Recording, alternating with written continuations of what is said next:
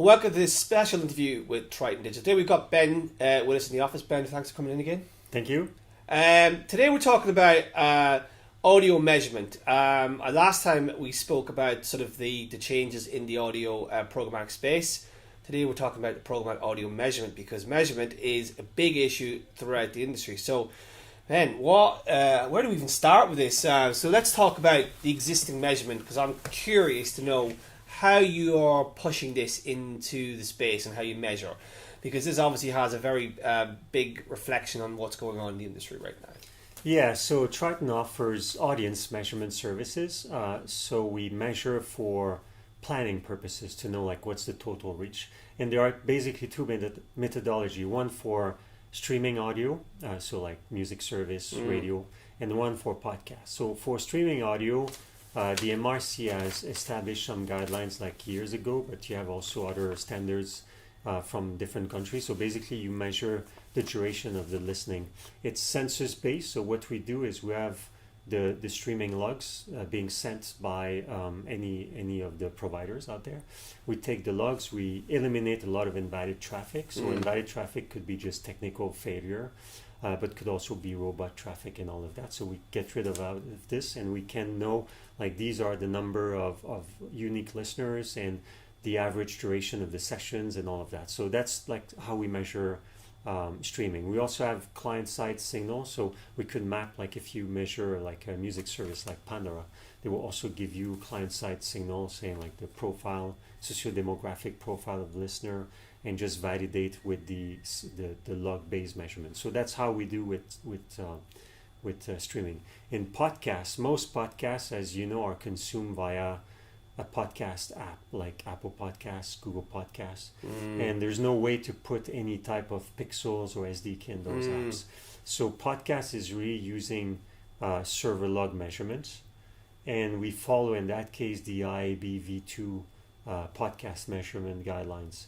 So it's the same principle. We get the logs. We also get the RSS feed structure, like to know what's the program name, the episode name, and all that, and map that with the data coming from the hosting platform, and then we'll spit back like the number of downloads, and the number of uniques, and all of that. So, but contrary to streaming, there's no way to confirm the exact duration of the consumption, because once it's downloaded on Apple, you could potentially guess.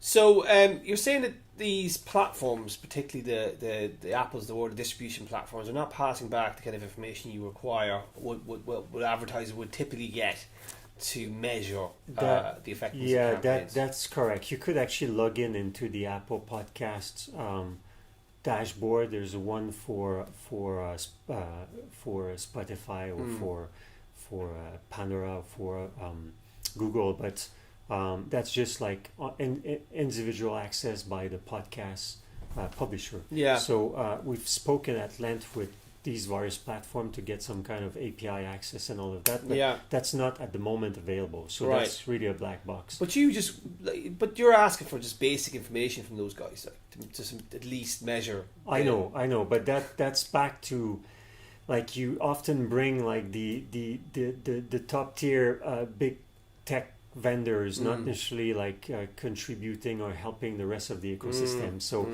Apple is sitting on that treasure trove without sharing it back, and the same at the moment with Google, Spotify, and others. You have to log into their closed ecosystem to have access to it, but it's not shared back.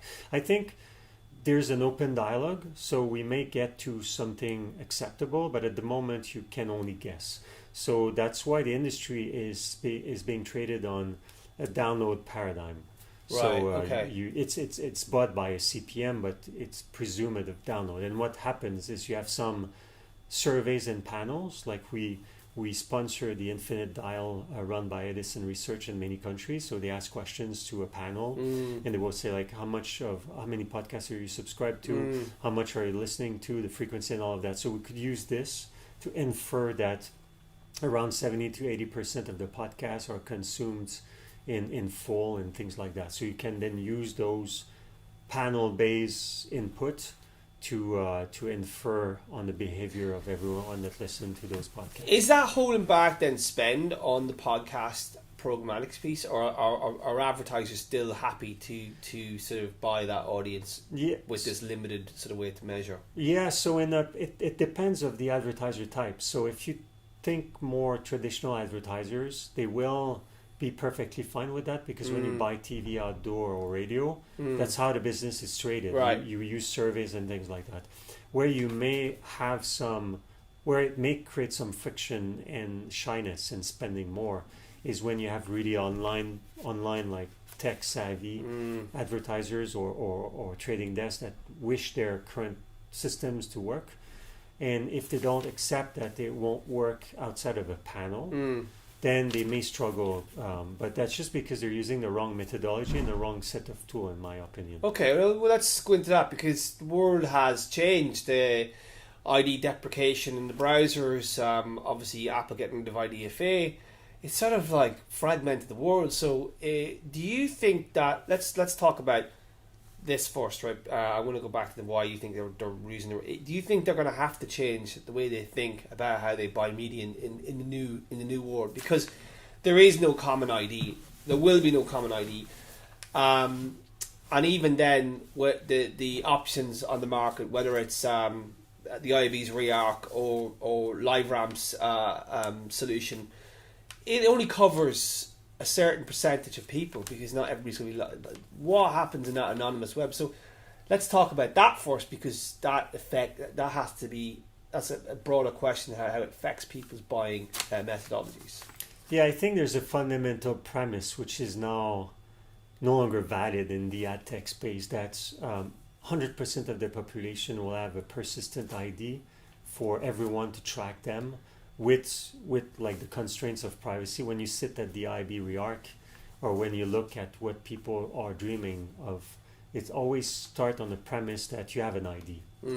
But that's not true in most cases. So you need to be able to build a model where you have a way to like you have a deterministic way for a subset of what you're buying, and the rest will be built on a probabilistic way of confirming if it works or not. Yeah, that's the model that needs to be used for targeting. That's the model that needs to be used for measurement, and the buyers and the big advertisers needs to understand that this is the mandate they have to give to their agency using the DSP of choice. Just like thinking that you exclude any audience without an ID, it means you're excluding, especially with like the new iOS 14 behavior or Chrome Turtle Dove or all of that you would actually be excluding maybe 85% of your market. Is that something you want to do? Do you want to just sell your products?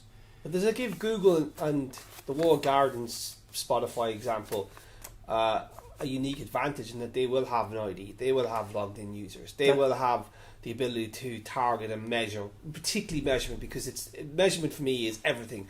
I actually think behavioral versus context, it's a bit much really, but it's the actual ability to measure the efficacy of the campaign that's really important. Yeah, I would argue, or I would suggest to the legislators to realize that they may have reinforced the monopoly of a handful of walled garden companies, and I'm not sure that when they put in place the privacy legislation, that's what they thought would happen. So I think as an industry, with the IAB or other trade bodies, we need to make sure we level the playing field. That it cannot be a two-speed world where you buy on those big platforms and you have the life it was like for the past 20 years, where everyone is tracked and retargeted and all of that, and then you just leave aside the rest of the industry. And the client who represents are not small